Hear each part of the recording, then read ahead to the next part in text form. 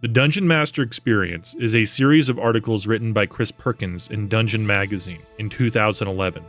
The following readings are his words, and though produced before the current edition, still contains great insights, advice, and tips for Dungeon Masters for any edition, and for that matter, any TTRPG.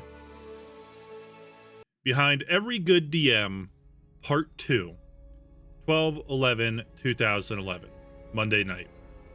Against the wishes of his adventuring companions, Peter Schaefer's changeling character Metis, in Mind Flayer form, took the party's ship, a recently commandeered Elithid Nautilus, into the Far Realm for the second time. This enabled the ship to skirt vast distances of ocean in the natural world. However, his earlier attempt to navigate the Far Realm nearly ended in disaster, and no one expected this latest foray to go any better. Knowing how unpredictable Peter can be at times, I had anticipated the possibility that Metis might take the ship back into the Far Realm and even planned an encounter should the ship become stranded there. However, I was not prepared for the success with which Metis piloted the ship or his intended destination. Peter had decided on his own that the time had come to take the fight to the campaign's main villain, Star-Lord Evandor, and attack Evandor's observatory deep in the heart of enemy waters. Navigating the ship through the Far Realm was handled as a skill challenge. However, when I asked Peter where exactly he wanted the ship to appear in the natural world, his intentions became horrifically clear. He aimed to crash the ship into Star-Lord Evandor's observatory, and on this particular occasion, his aim was dead on. The ship materialized in the air above the observatory and plunged nose down through the domed rooftop, embedding itself within the tower's metal structure. Everyone aboard the ship took massive amounts of damage, some more than others, and several friendly NPCs aboard the vessel perished instantly. The impact also set off every alarm in the tower. Welcome to part 2 of this article. If you haven't read part 1, start there before pressing on. 2 weeks ago, I shared with you my outline for this particular episode of the campaign, which is nothing like what's described above. Suffice to say, Peter pretty much torpedoed my best laid plans when his character abducted the campaign and took the party to an altogether unexpected place. I suddenly found myself flipping to the end of my campaign binder where I'd placed my notes on Star-Lord Evandor's Tower Observatory and its occupants. I hadn't planned for the heroes to reach this encounter location until they were at least 3 levels higher. But when things like this happen, you just gotta roll with it. I don't get scared when players take control of the campaign. There's a little bit of role reversal that happens because now I'm the one who's reacting to the events, and I can't simply throw my hands into the air shouting, "I didn't plan for this!" DMing is all about improvisation, and the show must go on. What do I do in situations like this? I use what I know and what I have, and I make up the rest. Although my plans for this session were jettisoned within the first 20 minutes, I found the experience exhilarating because the players were well and truly freaked out. And there was some wonderful inter-party conflict as a consequence of Metis' bold actions. The point of this article, which I mentioned last week as well, is that you can learn a lot about DMing by listening to what your players have observed watching you do your thing. Recently, I sent an email to my players asking them the following question. Based on your experience as a player in my campaign, what's one helpful bit of advice or lesson you would like to share with the DMs of the world who are reading this article? Here's what some of the players from my Monday night game wrote.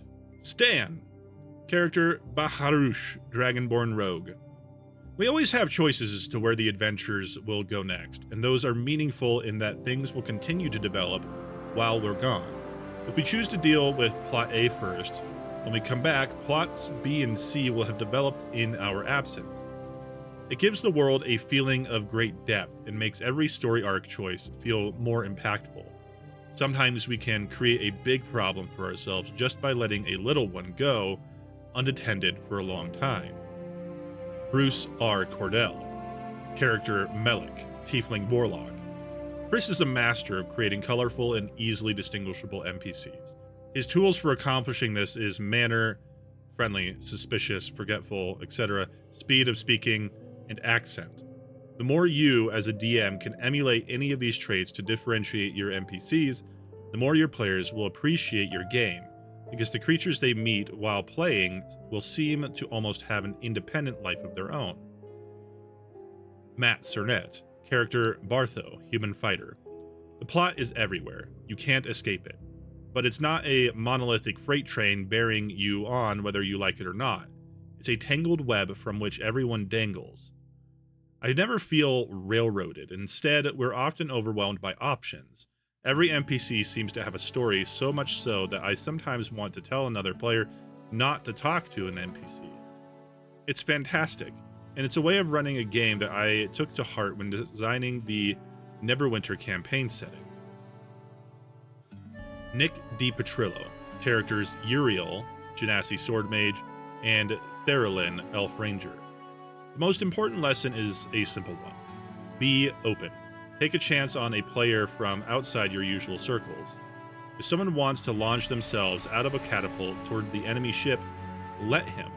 When the story starts to spin off in a direction you never anticipated, set your notes aside and go along for the ride. If you can't find rules to support what a player wants to do, then you create rules. You should even be open to your own oddball ideas. Why not have a session where players take on the role of their character's henchmen, or have a flashback story arc that returns the group to their first level selves? If you shut yourself off from the possibilities, you can still tell a great story, but legends are born when the whole group collaborates and pushes each other to go a little crazy. Lessons learned. In a heroic fantasy movie, the actions, dialogue, and fates of the heroes are scripted. Not so in a D&D campaign. Good D&D players don't pass up opportunities to take ownership of the campaign and make choices that affect its outcome. And I never get annoyed when it happens. Good D&D players also don't cry foul when things don't go their character's way. I can deal with a lot of negative player behavior, but I can't stand whiners. Yeah, okay, sometimes I feel guilty throwing high-level challenges at low-level characters, and the players have no say in the matter, and there are valid reasons for doing so. However, when one or more players make a conscious decision to invite disaster, I have no qualms letting them stumble into harm's way and seeing the wreckage pile up. That's where all the best campaign stories come from. In my campaign, it's absolutely possible for characters to hurl themselves at enemies of much higher level. I try to make levels in my game semi-transparent so that the players have a general sense of which foes are within their abilities to defeat. But I don't sweat when a character picks a fight with an enemy much stronger than him. I won't adjust the encounter's difficulty to match the party level either. Players are allowed to bite off more than their characters can chew. Great risk begets great reward, and a higher probability of getting killed. The same thing happens in World of Warcraft when you decide to take your level 70 character into a realm populated by level 80 monsters. Sure, you might survive, but it's a scary, dangerous place to be. In the last of the Monday night group, the adventurers, fortunately, have the element of surprise, but unfortunately, they're facing multiple encounters worth of enemies at once, all higher level than them. I look forward to seeing how they fare under the circumstances and where the campaign goes should they prevail or perish.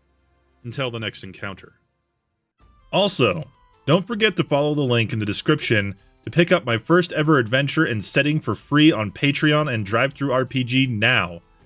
Dive into the desert region of Gondolar as adventurers making their way to the budding city town of Siltpass in search of gold, glory, and answers to the secrets of a long-lost empire. In this first adventure, your heroes will defend the Dune Dancer, a sandcutter airship from a legendary group of bandits known as the Stormbringers. Do you have what it takes to stop the Stormbringers and their bombastic leader Tharok, or will you make a deal with the devil of the sands and join them? Decide your destiny in the first of 6 adventures. TSI, Tharok, Stormbringer, Ironmane.